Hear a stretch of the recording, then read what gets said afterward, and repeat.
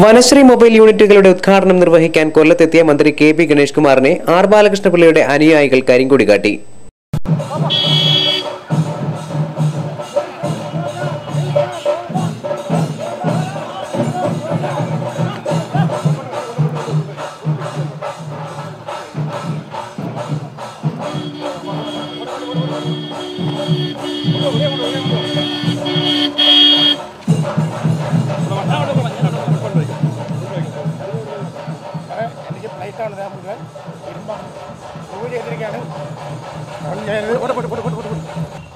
മന്ത്രിയെ കരിങ്കൊടി കാണിക്കുമെന്ന് കേരള കോൺഗ്രസ് ബി ജില്ലാ കമ്മിറ്റി നേരത്തെ വ്യക്തമാക്കിയിരുന്നു.